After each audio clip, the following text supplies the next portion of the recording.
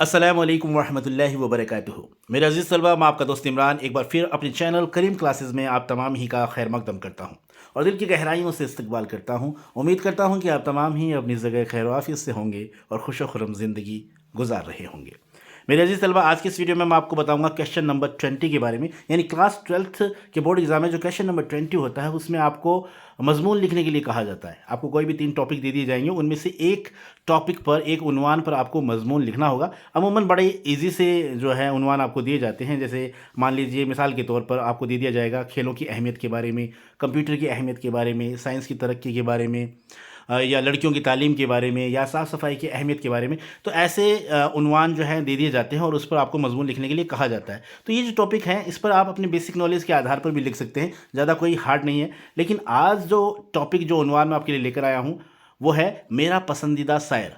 अक्सर कई दफ़ा देखा गया है ये एग्ज़ाम में ये टॉपिक भी दिया होता है, ये उन्वान भी दिया होता है और इस पर आपको मजमून लिखने के लिए कहा जाता है। तो इसके बारे में आप तभी लिख पाएंगे, यानी अगर ऐसा उन्वान आपको दिया जाए तो उसके बारे में आप तभी मजमून लिख पाएंगे जब आपको उसके बारे में बेसिक इन्फॉर्मेशन है, बेसिक मालूमात, जो जानकारियां हैं वो आपके पास हैं, तब तो आप लिख देंगे, अदरवाइज़ आप नहीं लिख पाएंगे। तो इसी बात को मद्देनज़र रखते हुए आज के इस वीडियो में मैं आपको जो आपका उन्वान है मेरा पसंदीदा शायर, और यहाँ पर मैं इकबाल के बारे में, अल्लामा इकबाल साहब हैं, उनके बारे में बताऊंगा, उस पर ये पूरा मजमून है।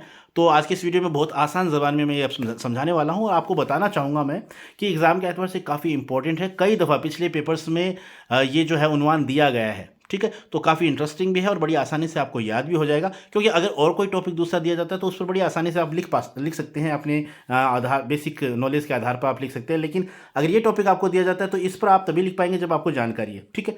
तो आज के इस वीडियो में मैं पूरी जो मालूमात हैं अल्लामा इकबाल साहब से जुड़ी हुई वो मैं आपको बताऊंगा और किस तरीके से आपको अपना मजमून लिखना है ये भी मैं बता देता हूँ। जैसा मैं इस वीडियो में आपको बताऊँ वैसा का वैसा अगर आप लिख कर आते हैं तो यकीन मानिएगा दोस्तों बड़ी आसानी से आपको 4 में से 4 नंबर मिलेंगे, क्योंकि ये सवाल जो है 4 नंबर का पूछा जाता है। तो इसे आप अच्छे तरीके से याद कर लीजिएगा, एग्जाम के एतबार से काफ़ी इंपॉर्टेंट है, ठीक है। तो चलिए बगैर वक्त जाए कि शुरू करते हैं, आगाज़ करते हैं आज के इस वीडियो का, और इस उन्वान पर किस तरीके से आपको मजमून लिखना है वो देख लेते हैं। जो इंपॉर्टेंट बातें हैं उनको मैंने अंडरलाइन भी किया हुआ है, तो इसी तरीके से आप भी जब अपनी एग्जाम की नोटबुक में आंसर अपना लिखें तो उसे ज़रूर नोटबुक में ज़रूर जो है अंडरलाइन आप ज़रूर कीजिएगा, ताकि जो एग्जामिनर होता है जब आपकी कॉपी चेक करे तो वो आपकी कॉपी को देखते ही मुतासिर हो, ठीक है। तो इस बात का भी ध्यान आपको रखना है, हालांकि पिछले वीडियोज़ में भी ये बातें मैंने आपको बताई हैं। अब देखते हैं हमारा जो उन्वान है वो है मेरा पसंदीदा शायर। तो इसके बारे में किस तरीके से आपको लिखना है, अल्लामा इकबाल साहब के बारे में मैंने लिखा है, तो आप इस तरीके से लिखेंगे। अल्लामा इकबाल का शुमार न सिर्फ उर्दू फारसी बल्कि दुनिया भर के बड़ी शायरों में होता है। यानी अल्लामा इकबाल साहब जो हैं उनका शुमार जो है न सिर्फ उर्दू फारसी बल्कि दुनिया भर के बड़े शायरों में उनका शुमार होता है। उर्दू अदब के इस अजीम शायर की पैदाइश 9 नवंबर 1877 को शियालकोट पंजाब में हुई थी। यानी अल्लामा इकबाल साहब की जो पैदाइश है, इनका जन्म जो है 9 नवंबर 1877 को पंजाब के एक मशहूर शहर शियालकोट में हुआ था। इनके आबा व अजदाद कश्मीरी पंडित थे जो कश्मीर छोड़कर पंजाब में आ बसे थे, ठीक है। बड़ी आसान ज़बान में लिखा है, आप सुनेंगे तो आपको सबको समझ में आ जाएगा, बस आपको इसको अच्छी तरीके से याद कर लेना है। घर में दीनी माहौल था। इब्तदाई तालीम व तरबियत के बाद अंग्रेज़ी स्कूल में तालीम हासिल की। कुदरत ने बहुत अच्छा दिमाग दिया था, काफ़ी ज़हीन थे, पढ़ाई में हमेशा अव्वल आते थे। एमए के इम्तिहान में उन्होंने पंजाब यूनिवर्सिटी में सबसे ज़्यादा नंबरात हासिल किए और फिर गवर्नमेंट कॉलेज लाहौर में प्रोफेसर हो गए। तो गवर्नमेंट कॉलेज लाहौर में उन्होंने प्रोफेसर के रूप में मुलाजमत की है, ठीक है। अच्छा 1905 में यूरोप चले गए, जहाँ से बैरिस्टर का इम्तिहान पास किया और डॉक्टरेट की डिग्री हासिल की। इसके साथ ही मगरिब की तहजीब व तमदन को करीब से देखा है इन्होंने। यहीं से उनकी शायरी का इनकलाबी दौर शुरू होता है, जिसका अंदाज़ा उनके कलाम से बखूबी लगाया जा सकता है, ठीक। आगे देख लेते हैं। इकबाल ने पूरी ज़िंदगी शायरी के नाम कर दी, यानी उन्होंने अपना जो ज़िंदगी का ज़्यादा जो ज़ोर है उन्होंने शायरी पर दिया। 1938 में लाहौर में वफ़ात पाई। 1938 में इनका इंतकाल हो गया, इस फ़ानी दुनिया से ये रुखसत कर गई लाहौर में ही। शायरी से इकबाल को फितरी लगाव था, बचपन से ही शायरी शुरू कर दी थी। शुरू में गज़लें भी कही, लेकिन बाद की शायरी नज़मों की शक्ल में मौजूद हैं। काफ़ी नज़में इन्होंने लिखी हैं। दाग दहलवी को शायरी में अपना उस्ताद बनाया, और दाग दहलवी साहब जो हैं उनको इन्होंने अपनी शायरी में अपना उस्ताद बनाया है। इकबाल की शायरी को इकबाल की शायरी की वो खूबियाँ जिनकी वजह से वो मेरे पसंदीदा शायर हैं दरअज़ दिल है। अब आप इस तरीके से लिख सकते हैं कि भाई इकबाल को मैं क्यों पसंद करता हूँ, अल्लामा इकबाल साहब को मैं क्यों पसंद करता हूँ, तो इसके पीछे कई कारण हैं, कई वजूहात हैं। तो उनको आपको इस तरीके से पॉइंट टू पॉइंट नंबर डालकर आपको वाज़ेह करना है। ठीक है, तो जैसे 1 नंबर पॉइंट पर आप लिख सकते हैं, इकबाल की इब्तदाई शायरी में वतन से मोहब्बत कूट कूट कर भरी थी। ठीक है, उनके उनके सारे जहाँ से अच्छा हिंदुस्तान हमारा आज भी हर ज़बान पर जारी है, सभी जानते हैं और सभी गुनगुनाते भी हैं, और गुनगुनाने में काफ़ी अच्छा भी लगता है। इस नज़म की हैसियत इस नज़म की हैसियत एक कौमी तराने की है। ठीक है, इसके अलावा इसके अलावा भी सैकड़ों नज़में उन्होंने वतन की मोहब्बत में लिखी हैं। ठीक है, तो एक ये कारण हो गया, उनका जो राइटिंग स्किल थी, उनकी तर्ज तहरीर थी, वो काफ़ी मतलब अट्रैक्टिव करने वाली थी लोगों को। ठीक है, तो इस तरीके से उन्होंने जो है वतन की मोहब्बत में बहुत सी नज़में लिखी हैं। अगला पॉइंट आपका हो सकता है इकबाल का फ़लसफ़ा खुदी, यानी खुदी में वो विश्वास रखते थे। खुदी का मतलब होता है अपने आप को पहचानना, अपनी काबिलियत को पहचानना। ठीक है, तो इकबाल की शायरी में खुदी के फ़लसफ़े को बड़ा अहम मुकाम हासिल है, यानी खुदी पर उन्होंने जोर दिया। खुदी का मतलब मैंने आपको बता दिया कि अपने आप को पहचानना, जिसका मतलब यह है कि इंसान खुद अपनी काबिलियत को पहचाने तो वो कामयाब हो सकता है। ठीक है, अगर इंसान अपने आप को पहचान ले, अपनी अहमियत को पहचान ले, अपनी काबिलियत को पहचान ले, तो फिर दुनिया में कोई उसे कामयाब होने से नहीं रोक सकता। फरमाते हैं, एक शेर है उनका, बड़ा प्यारा शेर है, खुदी को कर बुलंद इतना कि हर तकदीर से पहले खुदा बंदे से खुद पूछे पता तेरी रज़ा क्या है ना। तो ये काफ़ी खूबसूरत उनका शेर है। तो यहाँ पर मैंने वो शेर भी लिख दिया, आप भी इस शेर को ज़रूर लिखिएगा, तो इससे क्या होगा, आपका आंसर थोड़ा अट्रैक्टिव हो जाएगा।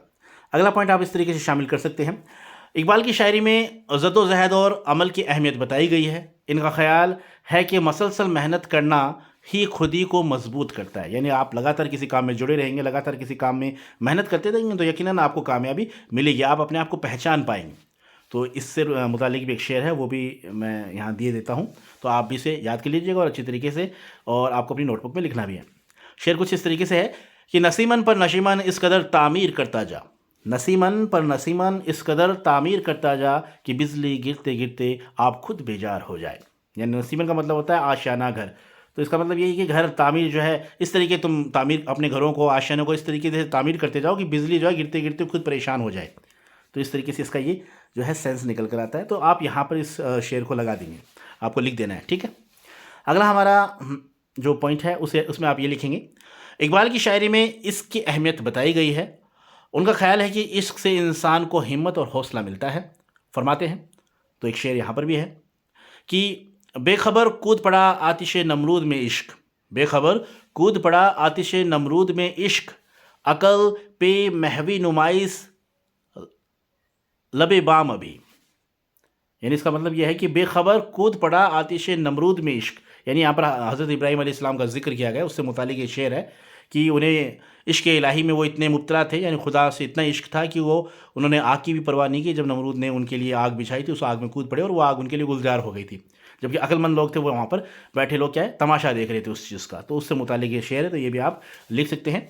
शेर दोबारा पढ़ देता हूँ मैं कि बेखबर कूद पड़ा आतिश नमरूद में इश्क, अकल बेमहवी नुमाइश लबे बाम अभी। ठीक है, तो इस तरीके से आपको लिखना है, याद कर लेना, थोड़ा सा टिपिकल है लैंग्वेज में, लेकिन आप 2-3 दफ़ा बोलेंगे, पढ़ेंगे, लिखेंगे तो आप इजीली इसे लिख पाएंगे। अगला हमारा पॉइंट है, इकबाल ने नौजवानों को बेजार करने में बड़ा अहम रोल अदा किया है। उन्होंने नौजवानों से शाहीन नामी परिंदे से सबक हासिल करने की अपील की है। इन शाहीन बाज को कहते हैं, तो उन्होंने कहा कि हमें नौजवानों को कहा है कि आप बाज से जो है सबक हासिल करें, किस तरीके से वो ऊंचाइयों, आसमान की ऊंचाइयों को छूता है, तो आपको भी ऊंचाइयां हासिल करनी है अपनी ज़िंदगी में। तो शेर दिया है, इसे भी आप याद कर लीजिएगा। तू शाहीन है परवाज़ है काम तेरा, तू शाहीन है परवाज़ है काम तेरा, तेरे सामने आसमां और भी हैं, यानी तुझे ज़िंदगी में और भी कामयाबी हासिल करनी है। शाहीन है बाज की तरह तू उड़ान भर, कामयाबी हासिल कर। ठीक है, तो इस तरीके से ये आप शेर लिखते चले जाएंगे, तो शेर लिखने से क्या होता है कि आपका जो आंसर होता है बड़ा अट्रैक्टिव होता है। ठीक है, तो इन कुछ चंद शेर जो मैंने अशार यहाँ पर यूज़ किए हैं उन्हें आप ज़रूर याद कर लीजिएगा, और एग्ज़ाम में अगर ये टॉपिक, ये उन्वान आपको दिया जाता है, तो आप इस उन्वान पर अगर जो है मजमून लिखते हैं तो ज़रूर इन शेरों का आप लिखिएगा, अशार को लिखिएगा। ठीक है, अगला हमारा लास्ट जो है टॉपिक जो आप यूज़ कर सकते हैं वो है, इकबाल की शायरी में मज़हब इस्लाम की बेहतरीन तालीम दी गई है।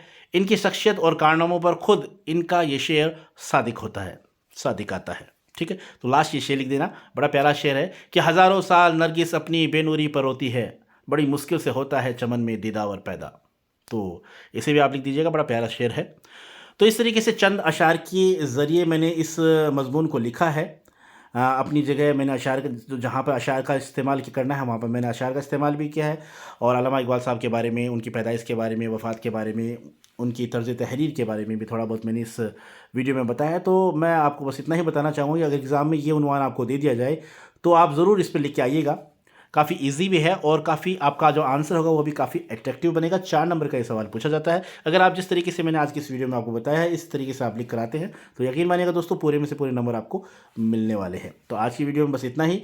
जल्द मुलाकात होगी अगले वीडियो में, तब तक के लिए पढ़ते रहिए, खुश रहिए, तैयारी करते रहिए। एग्ज़ाम आपके काफ़ी करीब हैं तो मन लगा कर पढ़िए, अच्छे से अच्छे नंबर लेकर आइए, यही मेरी आपके लिए दुआ है। तो फिर खुदा हाफिज़, जल्द मिलते हैं नेक्स्ट वीडियो में।